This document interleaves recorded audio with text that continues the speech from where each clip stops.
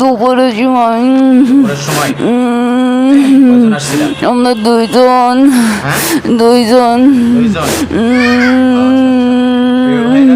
আপনারা দেখছেন এই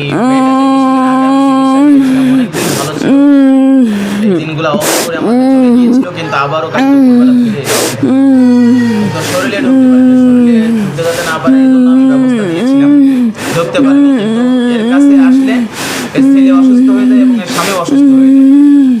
তারপরে তারা মনে করলো যে এরকম একটা হতে পারে, আবার এজন্য নিয়ে এসেছে।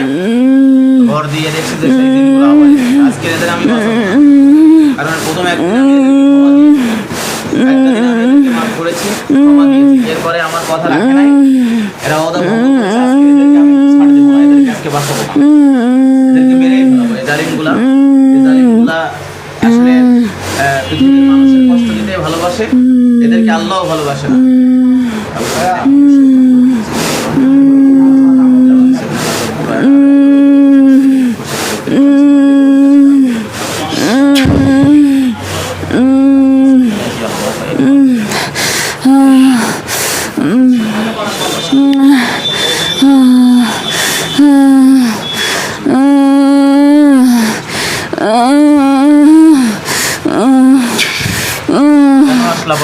আমি থাকতেছি না, ওদের ছেড়ে, ওদের ছেড়ে থাকতেছি না। জানো না যে এদের কাছে আমরা যদি এদের কাছে জানি তো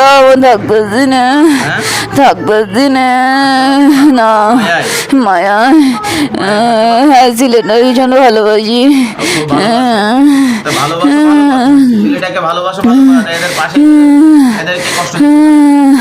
কি করো তোমরা? অসুস্থ করছো না, এদের অসুস্থ করছো না, কোথাকার বুঝি না আমরা কিছু না, কি ভালোবাসো? না কোনো ফল কিনে দিয়েছো? না মিষ্টি দিয়েছো? না কি ভালোবাসো? টাকা দিয়েছো? না।